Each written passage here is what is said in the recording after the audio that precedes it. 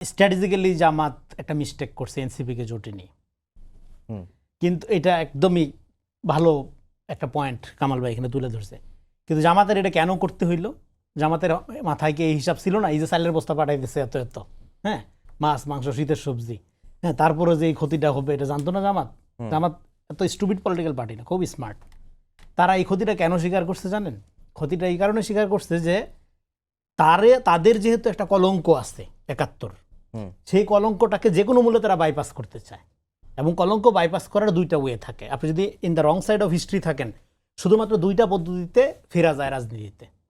এক হলো নিঃশর্তভাবে ক্ষমা চেয়া এবং ক্ষমা এবং বিচারের মধ্য দিয়া ক্ষতিপূরণ আদায় করে হইয়া, আর হইল যে ইভেন্ট আপনাকে পিছনে ফেলাই দিছে, মানে যে আপনাকে বিরোধী বানাই দিছে বা আপনাকে পরাজিত করছে, তার চেয়ে বড় একটা ঘটনা বা ইভেন্ট ঘটাইয়া নিজেকে বিজয়ী করা।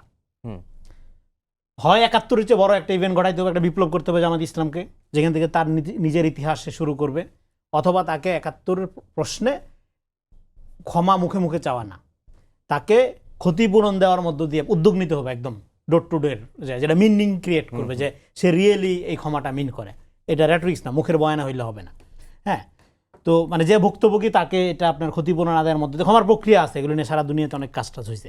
তো ফলে এই দুইটা প্রক্রিয়া ছাড়া আপনার, কারণ যে দেশটার ক্রিয়েশনের আপনি বিরুদ্ধে ছিলেন, এখন আপনি তার ক্ষমতায় যেতে চান, লোকটা আপনি যতই ভালো, আমি জামাতের কোনো সমালোচনা এই ধরনের আমি করছি না, আমি একটা সাধারণ নাগরিক, এটা খটকা লাগবে। কারণ ন্যাশনাল হিস্ট্রি এই পরম্পরাটা মানুষ ভুলবে না, এটা জেনারেশন টু জেনারেশন গল্পের মধ্য দিয়ে মানুষ এইভাবে বলে। কারণ আপনি মানে জাতি ক্রিয়েট করা, এটা মুখের কথা না ভাইয়া, এটা আর কোনোদিন পৃথিবীতে ফেরত আসবে না এই ঘটনা। তো ফলে ওই সময় যেহেতু আপনি একটা রং সাইডে চলে গেছিলেন, ফলে এইখানে আপনার জন্য রাজনীতি করা ডিফিকাল্ট। কারণ আপনার ট্রাস্টটা কখনো অর্জন হবে না, মানুষ আপনাকে ট্রাস্ট করে। আপনি যতই চাইলের বস্তা পাঠান, অসুবিধা নেই, চাইল খাইয়া ভাত খাইয়া বুঝলা যাবে।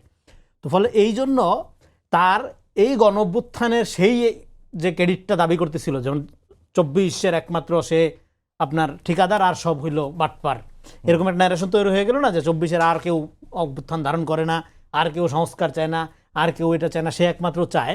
এই জায়গাটা ক্যাপচার করার জন্য এনসিপিকে তার দরকার ছিল, এটা হলো তার লাভের লাভ।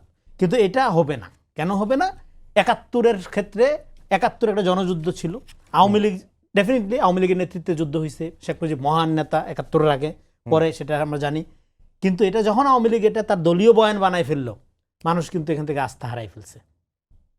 ৭১-এর চেতনাটা খোদ গণবিরুদ্ধ হয়ে উঠতেছিল পুরো পিরিয়ডটা। একইভাবে ২৪টাও এটা হলো গণ অভ্যুত্থান, নির্দলীয়, অদলীয়, শ্রমিক, হকার, হ্যাঁ, আপনার প্রাইভেট ইউনিভার্সিটি, এলিট, মধ্যবিত্ত, ফকির সব নামছে, কোনো দলীয় ব্যানার এখানে ছিল না।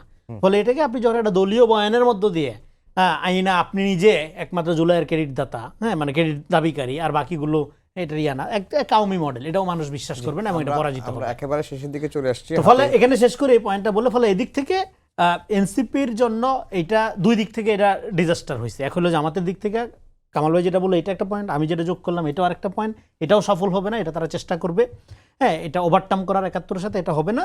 আর মাঝখান থেকে ক্ষতিগ্রস্ত হয়েছে এনসিপি। এনসিপির জন্য যেটা দরকার ছিল, দুইটা বড় দল আন্ডারস্ট্যান্ডিংয়ের ভিত্তিতে তাকে যদি একটা স্পেস ক্রিয়েট করে দিত, যেহেতু সে গণঅভ্যুত্থানের শক্তি, এবং এটা খুবই রাইটলি বলছে কামাল ভাই, আওয়ামী লীগের একমাত্র আপনার ধরেন যে চরম ঘৃণার পাত্র বা মানে থ্রেট এনসিপি।